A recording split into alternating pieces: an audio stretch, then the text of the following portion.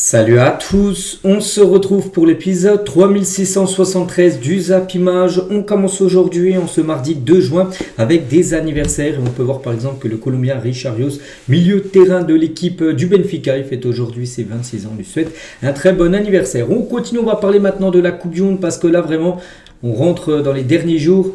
Avant que ça commence, plus que 9 jours avant le début du mondial, c'est pas jeudi après-demain, c'est le jeudi suivant avec le match d'ouverture entre le Mexique et l'Afrique du Sud. Donc plus que 9 jours à attendre et surtout quand on sera le 11 juin, il y aura 17 jours d'affilée où il y aura des matchs. Voilà, tous les matchs de poule, 17 jours consécutifs de folie absolue. Donc avec le premier match à 15h là-bas au Mexique, donc en France comme je dis, il sera 21h pour le match d'ouverture de cette Coupe du Monde. Donc concernant l'équipe de France contre le Sénégal, ça aura lieu le 16 juin, donc à 15h là-bas sur le continent américain, je crois que ça sera aux États-Unis et du coup il sera 21h en France. Donc voilà, on a hâte vraiment que cette Coupe du Monde commence. Et en parlant de ce mondial, donc beaucoup d'équipes actuellement jouent des matchs de préparation. On va faire le point un peu sur ce qui s'est passé là ces derniers jours. Tout d'abord, le Brésil il joue contre le Panama. Donc c'est un match amical pour préparer cette Coupe du Monde. Et victoire des Brésiliens 6-2. Donc Vini Junior buteur au bout d'une minute de jeu. Voilà, donc Vini a marqué. Casemiro a également marqué. Ryan, Paqueta, Thiago et Danilo ont tous marqué côté brésilien. Donc belle victoire bien sûr pour le Brésilien qui prend de la confiance avant le début du mondial. N'oubliez pas que le Brésil affrontera le Maroc pour le premier match de la Coupe du Monde. Et à noter que Vini buteur après seulement 58 secondes de jeu face au Panama. Voilà, comme je dis, il a commencé très fort, donc il était buteur et passeur D en 39 minutes, Vini Junior, parce que pour le but de Casemiro, c'est lui qui a fait la passe D à l'ancien madrilène. Donc voilà. Et à noter que Neymar était présent, mais Neymar n'a pas joué. On sait que Neymar a un petit peu des soucis de blessure, mais en tout cas il était présent pour suivre ce match. Et à noter que tous les joueurs panaméens voulaient leur photo avec Neymar après le match face au Brésil, alors qu'il n'a même pas joué. Neymar, voilà. Mais en tout cas, ils ont tous pu prendre leur photo avec la star et Neymar. Et à noter que lors de ce match Brésil-Panama, donc il y avait des sosies, regardez le sosie de Vini, Ronaldo et Ronaldinho. Donc les trois sosies étaient là, simplement pour suivre cette rencontre de la sélection brésilienne. Et le Brésil, ça y est, s'envole pour jouer la Coupe du Monde parce que là, leur match amical, donc c'était au Brésil. Donc ça, ils ont pris l'avion, donc c'était hier soir.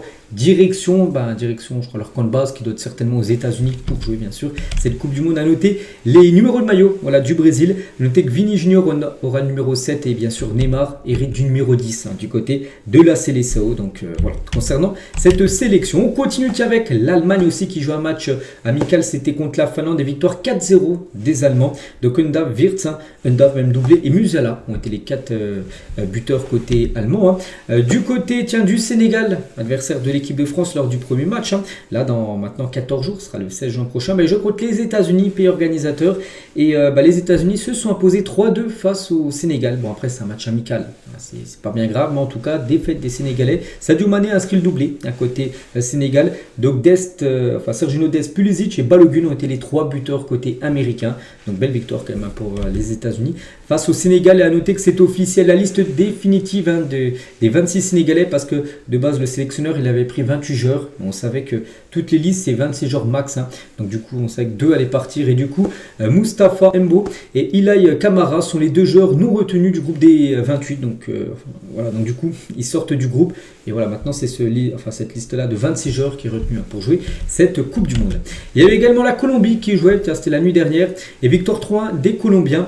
Donc, à noter que Luis Diaz a été buteur et passeur D lors de ce match. Même Luis Suarez, l'attaquant du Sporting, et Davinson Sanchez a également marqué un côté Colombie. Il y avait également l'Autriche face à la Tunisie et victoire des Autrichiens 1-0 lors de ce match amical où Konrad Laimer, comme joueur du Bayern Munich, a pris quand même rouge. Alors c'est un match amical, il a pris carte rouge, pas trop ce qu'il a fait, mais en tout cas c'est Sabitzer qui a marqué. Voilà, donc pour cette victoire des Autrichiens. Toujours avec cette Coupe du Monde, il y a encore quelques sélections là qui dévoilent leur liste. Là, c'est les dernières listes qui sont dévoilées. Tiens, l'Algérie qui n'avait toujours pas dévoilé sa liste. Ça y est, c'est fait, les gars. Mais pas que premier match, ça sera un match contre l'Argentine. Un Argentine-Algérie. Dommage, il est quand même à 3h du matin française. C'est vraiment dommage que ce match-là soit joué en pleine nuit. Enfin, en Europe. Donc ensuite, il y aura Jordanie-Algérie, un Algérie-Autriche. Tiens, qu'on parlait juste avant, qui a gagné contre la Tunisie. On peut voir les horaires à chaque fois. C'est que l'Algérie est 3h, 5h, 4h. Mais en tout cas, le groupe, on le connaît. Donc Riyad Mahrez est bien sûr présent. Donc il y a qui d'autre? Tiens, Yacine Titraoui, qui est un joueur pisté par l'Olympique de Marseille, il joue à Charleroi, et ben il est présent dans cette liste. Ben Taleb, le joueur de Lille, est présent. Amin Gouiri, l'attaquant de l'Olympique de Marseille, est présent. Ou même Moussa, Anis Adjou Moussa, donc l'attaquant du Feyenoord, est également présent dans cette liste. Concernant l'Iran, eux aussi dévoilent leur liste. On sait que l'Iran, on ne savait pas s'ils être là ou pas, ils seront bien là pour la Coupe du Monde. Donc voici la liste. Donc pour l'Iran, le premier match sera contre la Nouvelle-Zélande le 16 juin, la Belgique le 21 juin et l'Égypte donc le 27 juin prochain. Donc voici tous les joueurs retenus du côté de cette sélection. A noter que l'Uruguay a également dévoilé sa liste, voilà, définitive pour la Coupe du Monde. Donc Valverde, Arroyo, Ugarte, Muslera, Nunez ou même Jiménez, donc les joueurs les plus connus du côté de la sélection uruguayenne ont tous été appelés bien sûr pour jouer ce mondial. Du côté de l'Équateur aussi, la liste a été dévoilée avec bien sûr Pacho, le défenseur du Paris Saint-Germain. Bon là qu'on aura quelques jours de repos vu que comme il a joué, en plus il a beaucoup joué cette saison, mais vu qu'il a joué là, il y a quelques jours, il y aura encore quelques jours de repos avant de rejoindre ses collègues. Mais sinon Incapi, joueur d'Arsenal, qui va affronter le PSG il y a quelques jours en Ligue des Champions, Ordonez, ou même Caicedo, le joueur de Chelsea, sont tous appelés du côté de la liste de l'Équateur. N'oubliez pas que l'Équateur a un bon groupe, l'un des groupes je pense les plus relevés. Je crois qu'il y a l'Allemagne et la Côte d'Ivoire et une autre nation, je ne sais plus qui c'est. Voilà, ce sera peut-être le groupe de la mort, on peut dire, du côté de ce mondial. Concernant le Mexique aussi, qui vient de dévoiler sa liste, n'oubliez pas que c'est eux qui ouvrent le bal. On va regarder le 11 juin prochain, 21h heure française, Mexique-Afrique du Sud. Et ce sera le match d'ouverture de cette Coupe du Monde. Ensuite, un Mexique-Corée du Sud et un République tchèque contre le Mexique. Donc voici tous les joueurs appelés, un des pays hôtes. Et à noter, surtout, on regarde le gardien Guillermo Ochoa, est bien présent dans cette liste. Il va participer quand même à sa 6e Coupe du Monde. C'est un record avec les deux GOAT du football. Donc Messi, Cristiano Ronaldo et Ochoa vont participer à leur 6e Coupe du Monde. C'était déjà là en 2006. Donc là, c'est la 2026, ils seront là. Parce qu'ils ont tous été appelés dans leur... pour leur pays pour cette Coupe du Monde, on pense que c'est leur dernière. Voilà, ils sont tous, sont tous très, très âgés. En tout cas, voilà, ils sont tous là. Puis c'est les 3 joueurs qui ont joué le plus de Coupe du Monde dans l'histoire du football. Tiens, en parlant de Cristiano Ronaldo, donc 41 ans en tête du peloton avant sa 6e Coupe du Monde, parce que ça a déjà commencé, bien sûr, le groupement bien sûr, des joueurs portugais pour préparer ce mondial. Et on peut voir Ronaldo avec beaucoup d'envie en tête. À noter que les joueurs du PSG, par exemple les Vitinha, Neves, tout ça, ou même Mendes ou Gonzalo Ramos qui ont joué la Ligue des Champions auront quelques jours de repos. Ils ne vont pas commencer directement à s'entraîner. Ils auront 3-4 jours de repos pour souffler quand même. Après, en plus, ils ont fait les célébrations de ça, donc ça a pris de l'énergie. Quelques jours de repos, puis après, ils rejoindront leurs collègues pour préparer le mondial. Du côté de l'Argentine, Léo Messi est arrivé à Kansas City pour le rassemblement de la sélection argentine, parce que le groupe de l'Argentine est déjà dans leur camp de base à Kansas City aux États-Unis. Voilà, donc ils sont prêts. Et le rêve commence. Donc Rodrigo de Paul et Lionel Messi sont arrivés à Kansas pour préparer la Coupe du Monde, bien sûr, avec l'Argentine. Concernant l'Espagne, donc on connaît déjà la liste, mais les numéros ont été dévoilés. Donc les numéros de maillot des Espagnols à la Coupe du Monde. Donc à noter, le joueur le plus connu, Lamine Yamal, hérite du numéro 19. Voilà, Lamine Yamal. Parce qu'on se dit, voilà, pourquoi il n'a pas le 10, tout ça. Donc le 10, c'est Daniel Mo, voilà, qui a ce numéro. Donc Gavi à numéro 9, Ferran Torres à numéro 7. Il y a qui d'autre qu'on pourrait prendre? Tiens, Pedri à numéro 20, voilà, par exemple, du côté de cette sélection espagnole. Et concernant Lamine Yamal, a blessé quand même depuis un mois. Souvenez-vous, il s'était blessé avec le Barça. Il avait tiré un penalty, puis il s'était blessé derrière la cuisse en tirant le péno. Donc il sera bien prêt pour la Coupe du Monde. Il devrait être apte pour même le premier match de l'Espagne contre le Cap-Vert, annonce Luis de la Fuente. Après, ce qui jouera les matchs de préparation, parce que là je crois qu'il y a 2 matchs prévus pour l'Espagne, préparation, peut-être qu'il n'y aura pas de risque pris, mais pour le Espagne-Cap-Vert, lors du premier match de la sélection espagnole, là il pourrait être présent, Lamine Yamal. Et notez que l'Espagne est actuellement le grand favori pour remporter la Coupe du Monde après les probabilités, les pourcentages, tout ça. Donc selon Opta, donc les favoris, donc le top 3, donc l'Espagne 16,12% de chance de gagner la Coupe du Monde. Ensuite c'est l'équipe de France en 2e position avec quasiment 13%. Et ensuite c'est l'Angleterre avec 11,18%. Après, il y a l'Argentine, il y a le Portugal, il y a le Brésil, il y a l'Allemagne, Pays-Bas, Norvège et la Belgique dans le top 10. Le Maroc est 13e, le Sénégal est 19e, la RDC est 44e avec 0,05% de chance de gagner la Coupe du Monde. Et Curaçao est 48e sur 48e. 48 équipes, pour eux, ils ont 0%. Voilà. Après, bon, ouais, ce serait un miracle, ce serait le plus grand exploit de l'histoire du football s'il n'a gagné la Coupe du Monde, bien sûr. Hein. Mais en tout cas, voici, on va dire, surtout le top 10 des équipes qui ont le plus de chances de gagner la Coupe du Monde. Après, c'est seulement des probabilités. On sait que la vérité se passe sur le terrain. On va parler un peu de l'équipe de France. Hein. Donc, à noter, ça, c'est une info quand même.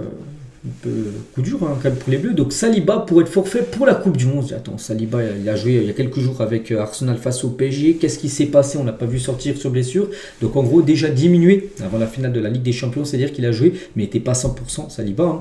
Donc le France a aggravé sa blessure pendant la rencontre. Il pourrait être absent plusieurs semaines. Donc c'est un journaliste de Foot Mercato qui a envoyé ça. Mais Fabrice Hawkins il a dit. Hein, donc Saliba va bien rejoindre Clairefontaine ce mardi. Donc aujourd'hui, hein, les examens passés donc hier après-midi sont plutôt rassurants. Donc oui, il est blessé, il n'est pas à 100%, donc le défenseur d'Arsenal a bien une gêne au dos. Voilà. Sa santé reste à surveiller, mais ça ne devrait pas l'empêcher de rejoindre Clairefontaine et de jouer la Coupe du Monde. Bon, en tout cas, il devrait peut-être pas être à 100% voilà, sur peut-être les premiers matchs de l'équipe de France, parce qu'il a mal au dos. Et il a joué avec son mal de dos contre le PSG lors du match là, de Champions League samedi soir. Concernant son collègue en défense, donc Saliba et Gabriel, hein, Gabriel, on sait qu'il a loupé le dernier penalty, il a tiré au-dessus, puis du coup le PSG a gagné la Ligue des Champions. Hein. Juste après, du coup les ventes de maillots comme de Gabriel ont augmenté de 350% après son tir au but manqué en finale de Ligue des Champions, parce qu'il y en a beaucoup pour lui apporter du soutien de la force, hein, parce que bien sûr, vu qu'il a échoué, son équipe du coup n'a pas gagné la LDC, et du coup beaucoup de personnes ont acheté le maillot d'Arsenal avec le flocage Gabriel pour lui envoyer de la force. Hein. On peut voir le pourcentage qui a été énormément élevé juste après. Voilà, beaucoup de commandes ont été faites juste après son penalty loupé. Toujours tiens avec Arsenal, on sait que dimanche ils ont fait un défilé, donc pas pour fêter la deuxième place à la Ligue des Champions, mais plutôt pour fêter le titre de Première Ligue. Et à noter que la police enquête sur 6 agressions à l'arme blanche survenues après le défilé d'Arsenal dans les rues de Londres pour fêter le titre en Première Ligue. Donc un homme d'une vingtaine d'années a été transporté à l'hôpital dans un état critique après avoir été poignardé, et 24 personnes ont été arrêtées lors de l'événement. Voilà. On sait qu'à Paris, c'était passé aussi pas mal de choses. Il y a même une personne aussi qui était décédée en scooter, je crois, sur le périph'. Mais aussi lors de la parade aussi du côté d'Arsenal, aussi quelques débordements avec des agressions à l'arme blanche. Voilà. Et du côté de Paris, donc on sait, cette personne, je dis, qui est décédée en scooter, mais aussi on apprend que dimanche matin, un corps inanimé et flottant dans la Seine a été retrouvé au niveau du pont Louis-Philippe, donc un pont de Paris. Hein. Donc selon une source policière, il s'agit d'un homme qui a perdu la vie après avoir sauté dans le fleuve lors des célébrations de la Ligue des Champions du PSG. Donc le problème, c'est qu'il a sauté parce que Stéphane du PSG, il a sauté et il était aussi bourré. Donc après, je crois qu'il a galéré à revenir puis s'est noyé. C'est terrible. Hein. À noter qu'un autre homme était aussi entre la vie et la mort. C'est pas trop ce qui s'est passé. Donc voilà le bilan de ce qui s'est passé lors de la nuit de samedi à dimanche. Il s'est passé quand même pas mal de dingueries du côté de Paris ou même dans d'autres villes françaises. Pour revenir avec Paris, mais cette fois-ci avec le PSG, le club, le foot. Donc le palmarès du Paris Saint-Germain a été mis à jour dans les couloirs du Parc des Princes. Ça y est, ils n'ont pas perdu de temps, le PSG. Il y avait 2025, donc il a un petit peu décalé le 2025 pour mettre juste à côté sur la LDC. Donc 2026, bien sûr. Voilà, en palmarès. À noter que Paris peut enchaîner, bien sûr. Regardez la Coupe intercontinentale qui rejoueront du coup en décembre prochain, vu qu'ils ont gagné la Ligue des Champions, et aussi la Super Coupe d'Europe, où là c'est marqué aussi que 2025. Donc s'il a gagné contre Aston Villa, donc début août, il pourrait aussi rajouter une nouvelle Coupe d'Europe, une Super Coupe d'Europe là. Voilà. Concernant ce palmarès parisien, vraiment qui grandit d'année à année, les gars, à chaque fois il y a beaucoup de lignes qui sont rajoutées.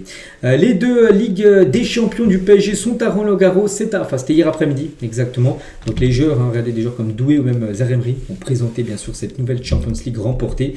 Voilà, les supporters vont apprécier ça. Du côté du tournoi de tennis qui est actuellement à Paris. Et Nasser, les gars, donc il était aussi à Roland-Garros, il a été questionné. Donc il était ému aux larmes lorsqu'il évoque le sac du PSG. Ça m'a beaucoup touché. C'était mon trophée parce que bien sûr, quand il est venu au PSG, il y a plus de 15 ans quasiment. Donc c'était vraiment l'objectif. Oui, il y avait des Ligue 1, tout ça, c'était de remporter la Ligue 1, mais surtout l'objectif ultime, c'était de gagner la Ligue des Champions. Donc là, on sait qu'il l'a fait 2 fois sur les 2 dernières années. Et voilà, pour lui, bien sûr, c'est l'apothéose de gagner ce titre.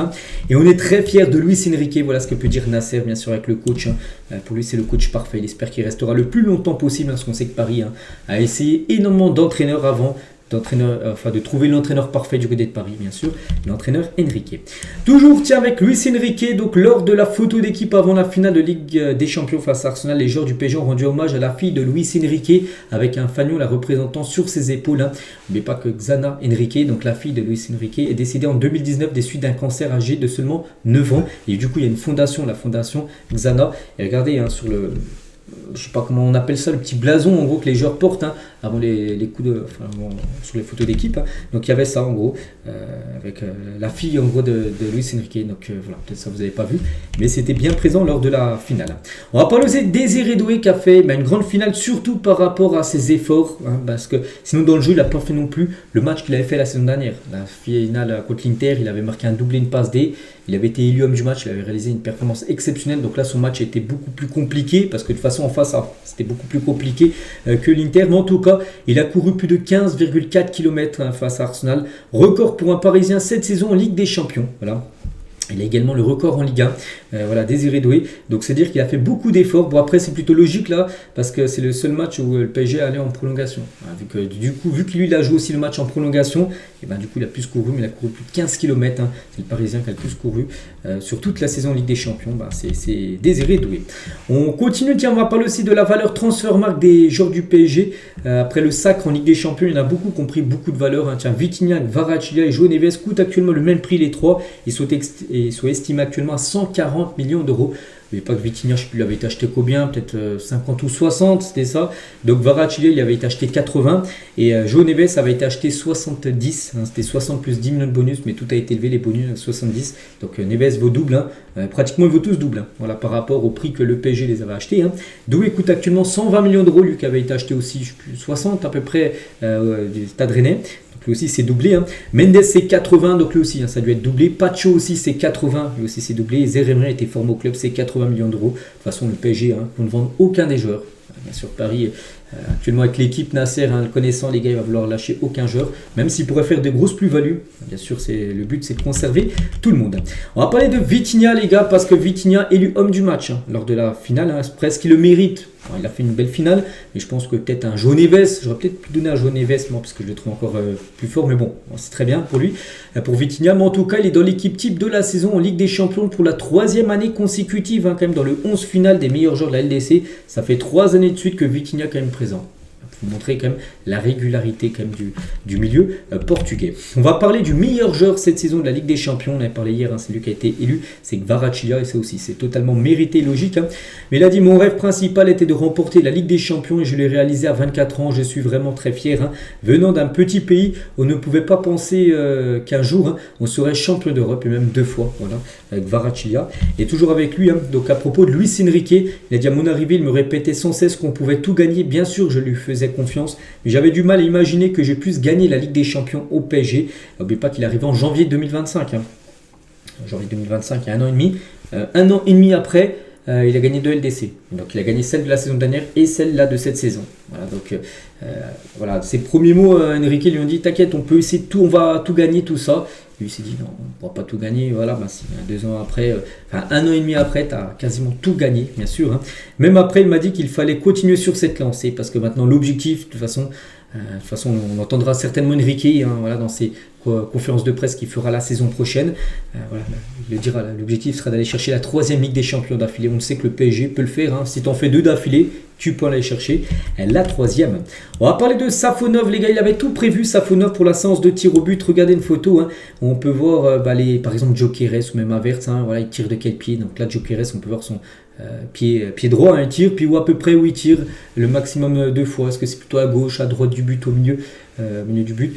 Donc il a tout préparé. Bon, après il a fait aucun arrêt. C'est avec les 2 loupés, ça a été Eze et Gabriel, bien sûr. Donc les 2 ont été hors cadre. Voilà. Mais bon, il avait tout prévu, bien sûr. Safonov. Christophe Dugarry, tiens, sur la première est historique, la première Ligue des Champions il y a 1 an contre l'Inter, et la 2e légendaire. La victoire est méritée, la meilleure équipe a gagné. C'est vrai que n'importe quel supporter dira qu'il y a beaucoup de supporters, même des autres clubs, qui ne voulaient pas voir Arsenal gagner. Peut-être qu'il y en a même qui étaient pour Arsenal au début du match, mais ils ont vu comment on jouait Arsenal pendant le match et ils se sont dit: non, moi je suis pas pour une équipe vraiment qui joue comme ça, une équipe qui est contre le football. Ils ont rien montré les gars Arsenal, ils ont joué le temps, tout ça. C'est horrible, c'était horrible à regarder. Donc heureusement, parce que c'est vrai que ça a été très dur les gars. Je crois qu'ils auraient été énormément critiqués si Arsenal aurait gagné la LDC comme ils ont joué. Après voilà, ils auraient gagné, je pense qu'ils auraient... les supporters s'en fichent de comment ils l'auraient gagné, mais c'est vrai que ça aurait été un champion moyen, en gagnant du temps pratiquement tout au long de la rencontre. Mais du Garidi, le PSG a su trouver avec beaucoup de courage et de solidarité les solutions pour aller chercher le titre. C'est un très beau champion qui mérite son doublé. Voilà. Et Dugarry pousse un coup de gueule sur Arsenal. Donc Arsenal est et restera le plus grand club à n'avoir jamais remporté la Ligue des Champions. Bravo, quelle fierté, ils n'ont rien fait. Ils ont cherché à gagner du temps, c'est imbuvable. Ils sont bidons, je suis tellement content qu'il est dans le baba en gros. S'ils veulent la gagner un jour, qu'ils se mettent à jouer au football. C'est vrai. C'est vrai que pour gagner des trophées, ça arrive des fois si tu... produit pas de jeu. Bon, en première ligue, après, ils ont quand même produit pas mal de jeux contre certaines équipes. Mais c'est qu'en Ligue des Champions, là, le match, même certains autres matchs, aussi contre l'Atlético, tout ça, les matchs, les tours précédents aussi, ça a été très moyen.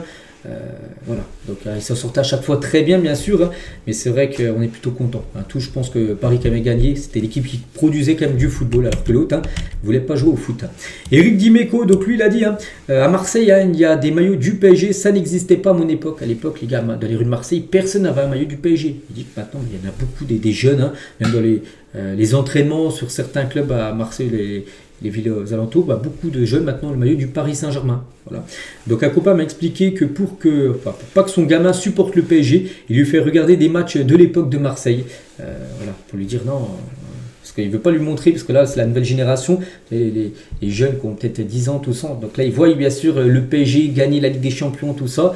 Donc il y en a beaucoup là qui commencent à aimer le PSG, qui veulent des maillots du PSG. Voilà, donc c'est pour ça que du côté de Marseille, il y en a certains qui ne veulent pas que leur fils soit supporter du PSG. Donc il faut montrer des matchs de Marseille à l'époque. Toujours tiens avec cette Champions League et toujours tiens avec le PSG, on va faire aussi le point sur quelques stats. Tiens, tout d'abord, l'équipe qui a le plus marqué les buts, c'est le PSG. Voilà, 45 buts inscrits. Je crois que le PSG doit avoir le record ou ex-aequo. Je ne sais plus, il y a le Barça, je ne sais plus quelle année aussi qui était à 45-46. J'ai plus les stats en tête, mais voilà. En tout cas, le PSG a marqué 45 buts sur cette édition de la Ligue des Champions. Le Bayern 43, puis après l'Atlético 35, Arsenal 30. Voilà, les Gunners. 15 buts de moins quand même que le PSG. Donc voilà le top 8. Donc concernant le meilleur buteur de cette édition de Ligue des Champions, c'est Kylian Mbappé qui finit avec 15 buts marqués. Bon, son aventure s'est arrêtée en quart de finale, éliminé face au Bayern, le Bayern de Harry Kane avec 14 buts. Donc Kvaratskhelia, meilleur buteur côté parisien avec 10 buts. Donc Dembélé, il en a mis 8 par exemple. Osimhen en a mis 7 avec le Galatasaray. Les meilleurs passeurs D, donc ils sont deux ex-aequo, Mikel Olise, Vini Junior, les deux ont délivré 8 passes D sur cette édition de la Ligue des Champions. Et Vara 6, c'est vrai que Vara c'est 6 passes D et 10 buts marqués. Voilà, vraiment, il est très bien classé dans meilleur buteur, meilleur passeur. Logiquement, il a été élu, bien sûr, meilleur joueur de cette compétition. Griezmann, pour sa dernière saison en Ligue des Champions, il a délivré 5 passes D. Hakimi aussi 6 passes D, quand même sûr. Cette compète. Et concernant les gardiens qui ont réalisé le plus de clean sheet, donc c'est David Raya, le gardien d'Arsenal, 9 clean sheets sur 17 matchs je crois. Alors là, toutes les rencontres depuis la première journée de Ligue des Champions, ils ont été très forts, ils ont pris en tout 7 buts, il y en a précis, ils en ont repris un là contre le PSG. Voilà. Donc Vicario, tu as le gardien de Tottenham, 6 clean sheets, donc il y a un Safonov, donc 4 clean sheets du côté du Paris Saint-Germain. On continue avec toute autre chose, on bascule, la Ligue des Champions, on en reparlera encore demain, mais voilà, il y a de moins en moins d'infos vu que ça y est, le match a été fini déjà depuis quelques jours, on sait qui a gagné, et maintenant surtout il y a beaucoup d'infos sur la Coupe du Monde qu'on a parlé souvent en début d'épisode. Mais on va parler un peu maintenant du Barça, et quand Anthony Gordon donc a signé officiellement déjà il y a quelques jours du côté du Barça, donc il est parti visiter le musée du FC Barcelone que j'ai déjà visité aussi, c'est impressionnant, tous les trophées, tout ça. Donc bref, quand Gordon contemple les accomplissements de Léo Messi, le plus grand de tous les temps selon l'anglais, il est en interview, il a dit que pour lui c'est le plus grand joueur de l'histoire du football. Bon, pour Gordon et même pour beaucoup de personnes. Je pense aussi que c'est Messi aussi le plus grand de tous. Mais voilà, là, tous les ballons d'or de Léo Messi exposés dans le musée. Donc il a pu apprécier ça et admirer ça. Anthony Gordon. Toujours du côté du Barça, Rafinha reconnaît la supériorité de Lamine Yamal à son poste. Il a dit, je ne voulais jouer qu'à droite quand je suis arrivé au Barça. Mais je ne peux pas rivaliser avec un Lamine à son poste. C'est un talent hors du commun. J'ai donc été obligé de m'adapter à d'autres postes. C'est pour ça plutôt maintenant qu'il joue ailier gauche. Donc de base à l'époque, il est en concurrence de Rafinha avec Ousmane Dembélé. Il y avait Dembélé et Rafinha, les deux voulaient jouer ailier droit. Voilà, donc c'était Dembélé qui jouait souvent, donc Rafinha, c'est pour ça qu'il y a des moments où il était proche de partir parce qu'il avait plus de temps de jeu au poste d'ailier droit. Et du coup après il a commencé à jouer à gauche et surtout après il y a eu Lamine Yamal. Et puis il sait qu'il peut pas être en concurrence avec Lamine Yamal, donc c'est pour ça que maintenant il joue ailier gauche. Mais de base Rafinha, s'il aurait le choix, il préférait jouer plutôt ailier droit. On va parler de ce joueur, Julian Alvarez, parce que c'est vrai qu'on parle beaucoup actuellement du joueur par rapport à un départ, tout ça. Et c'est vrai que ça devrait se jouer entre ces deux clubs-là, même si le joueur a une préférence, c'est le Barça. On le sait, il préfère largement le Barça que le PSG. Pour ça, peut-être que le PSG a peut-être jeté l'éponge et va pas aller plus loin. S'il veut pas rejoindre Paris, Paris va pas forcer un transfert. Donc pour l'instant, on se dit c'est la voie royale pour le Barça pour s'offrir le joueur. Et à noter que l'Atlético Madrid acceptera de négocier pour Alvarez si un club propose environ 150 millions d'euros. N'oubliez pas que le Barça a fait une offre officielle, la première a été dite de Fabrizio Romano, de 100 millions d'euros. Voilà, ça a été rejeté directement par l'Atlético. Donc l'Atlético attend encore 50 millions de plus. Voilà, des 150, et là ils pourront commencer à parler l'Atlético. Ça fait une somme énorme. N'oubliez pas que le Barça a déjà investi 80, enfin 70 plus les bonus, donc 80 on va dire, sur Gordon. Imaginez si tu poses 150, tu es déjà 230 millions d'euros pour un club comme le Barça. Depuis 7 ans, le Barça, rien que des transferts à 20 millions d'euros, c'était compliqué à se faire. Donc oui, le Barça est déjà revenu sur la règle du 1 sur 1, sur le fair play financier. Donc c'est pour ça que le Barça fait un peu des folies, mais voilà, rien que le Barça pourrait, s'ils investissent 150 millions d'euros, ce sera un mercato de légende du côté du FC Barcelone. Concernant toujours le Barça, un départ Ansu Fati, AS Monaco, here we go. Donc le joueur va être transféré définitivement, il était prêté cette saison et du coup Fabrizio Romano dit que Monaco va lever l'option d'achat, donc Monaco va payer sa clause de 11 millions d'euros au FC Barcelone, donc du coup ça a été un départ officiel sur ce joueur les gars à l'époque, il y a 3-4 ans. Il avait le numéro 10, à une époque du côté du Barça, on le voyait vraiment fait le nouveau Messi, c'était le nouveau Messi du côté de Barcelone. Et voilà, il y a eu des blessures, il y a eu, quand il n'était pas blessé, il y a eu peut-être des mauvais choix, il y a eu il y a aussi les performances qui n'ont pas été bonnes et du coup voilà, le joueur a descendu. Donc il relance sa carrière un peu à Monaco qui va le conserver, mais voilà, au Barça ça va être fini là d'ici quelques jours. Du côté du Real Madrid, on va parler de Enrique Riquelme, candidat à la présidence du Real. N'oubliez pas que les élections sont dans 5 jours, c'est dimanche prochain. Les élections du côté du Real sera soit lui le président, soit Pérez qui sera de nouveau encore président. Mais il a dit lui, s'il venait d'être président, il aimerait amener un directeur sportif au Real. Il n'y en a pas. C'est vrai que le Real Madrid n'a pas de directeur sportif. Par exemple, le Barça en a un, c'est Deco. Le PSG en a un, c'est Luis Campos. Mais du côté du Real, il n'y en a pas. Et lui, il aimerait en mettre un et ce serait Raoul. Voilà, s'il est président, ce sera Raoul, le directeur sportif du Real Madrid. Et Pérez, son adversaire, donc de nouvelles stars vont rejoindre le Real Madrid la saison prochaine. Nous savons quels transferts nous devons effectuer. Ils seront avec nous la saison prochaine. Donc il dit, de toute façon, là, le Real Madrid, enfin Pérez surtout, là, il est focus sur les élections. Florentino 2026 par rapport aux élections que je dis qu'au lieu dimanche. Et s'il est réélu, ce qui est fort probable, peut-être lui il a peut-être 10% de chance d'être élu et Pérez a peut-être 90%. C'est les sociaux, c'est les abonnés du club du Real qui vont voter. On pense que voilà, il y a beaucoup de personnes qui vont voter quand même pour Pérez. On se dit que voilà, ça sera lui. Et du coup, la semaine prochaine, donc lundi prochain, donc là où ça sera officiel, il sera réélu. S'il n'y a pas de coup de théâtre, et bien là tout va s'accélérer. Voilà, concernant les recrues du côté du Real. Et Pérez aussi, qui est en interview, il désigne aussi les médias responsables des sifflets contre Kylian Mbappé. Selon lui, Mbappé qui a été souvent sifflé lors des derniers matchs au Bernabéu, il a dit il y a des journalistes, vous ne savez pas à quel point vous êtes méchants quand vous écrivez si un jour Kylian fait un mauvais match, il faut le soutenir. Cette saison, certains journalistes ont créé une influence très mauvaise auprès du public autour de Kylian Mbappé. Il pouvait réussir 5 matchs d'affilée Mbappé en marquant peut-être 1 ou 2 ou triplé sur des matchs. Il loupait juste un match après, il était dézingué. Voilà. Donc après c'est aussi le fait des journalistes qui dézinguent Kylian, tout ça. Donc voilà, Pérez qui a pu répondre par rapport à ça. Et toujours avec Florentino Pérez, il remporte les élections, je dis ce qui est fort probable. Donc Ibrahima Konaté et Nico Paz joueront pour le Real Madrid la saison prochaine si Pérez remporte les élections d'après Chirinto TV. Donc Konaté, n'oubliez pas, c'est officiel. Il ne prolongera pas du côté de Liverpool. Il en fait le contrat dans 28 jours. Liverpool a annoncé son départ. Voilà. Donc là, il peut rejoindre le club qu'il souhaite. Et Nico Paz aussi devrait être acheté. Donc les deux devraient signer du côté du Real Madrid. Tiens, on va parler de David Ancelotti, fils de Carlo Ancelotti et ancien coach du Real. Donc lui, c'était l'adjoint de son père quand il était au Real. Et David Ancelotti, c'est officiel, est le nouveau coach de Lille. Voilà, il remplace Bruno Genesio qui est parti là il y a quelques semaines, enfin quelques jours plutôt. Donc voilà, David Ancelotti, deuxième poste d'entraîneur principal, parce qu'il avait déjà été l'entraîneur principal de Botafogo, où il avait floppé un petit peu là-bas. Donc, mais surtout, il a été souvent l'adjoint de son père. En 2016, c'était l'adjoint de son père qui était au Bayern, ensuite au Napoli, ensuite à Everton. Carlo Ancelotti a entraîné Everton, n'oubliez pas, le Real Madrid. Et là, sélectionneur adjoint du Brésil, où il était l'adjoint de son père. Et là, cette fois-ci, il prend une équipe tout seul. Bon, il y a eu Botafogo aussi, où ça s'est pas super bien passé, mais cette fois-ci, c'est Lille. Voilà. On lui souhaite bonne chance, donc il va découvrir la Ligue 1. Toujours avec les entraîneurs officiels, Andrés Iniesta qui a passé ses diplômes d'entraîneur ces dernières années. Ça y est les gars, il débute sa carrière d'entraîneur. Il est le nouveau coach de Gulf United FC. Donc c'est à Dubaï, voilà une équipe que personne ne connaît. Bon, c'est une équipe pour commencer. C'est ses premiers pas en tant qu'entraîneur principal.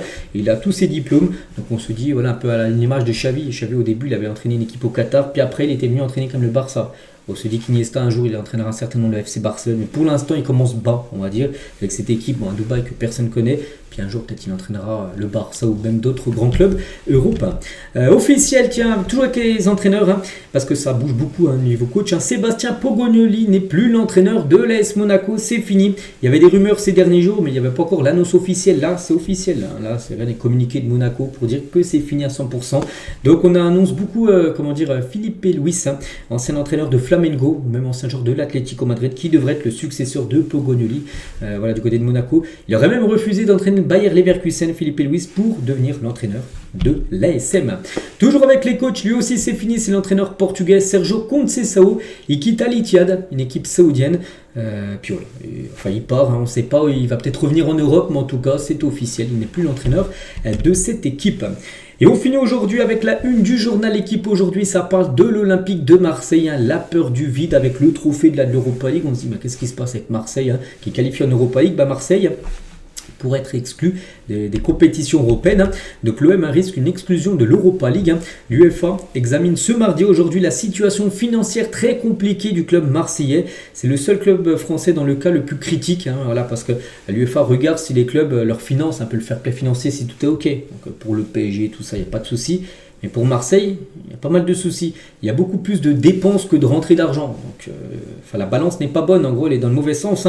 Donc, lors des 3 dernières saisons, le club détenu par Franck McCourt a cumulé des pertes nettes de près de 157 millions d'euros et avait promis à l'UEFA de ne pas dépasser les 60 millions d'euros de pertes, alors qu'ils en ont perdu quasiment 100 millions de plus. Voilà, donc le club risque aussi un encadrement de la masse salariale lors de son passage devant la DNCG le 18 juin prochain. Donc, c'est pour ça qu'aujourd'hui, ça fait la une tout simplement de ce journal L'équipe, avec la peur du vide, parce que Marseille pourrait, après tout dépend, on verra ce qui va être dit aujourd'hui, mais pourrait être exclu tout simplement de cette compétition. Donc voilà ce qu'il y a à dire aujourd'hui, j'espère que ça vous a plu. On se retrouve demain mercredi pour le prochain numéro. Je vous souhaite une très bonne journée et à demain.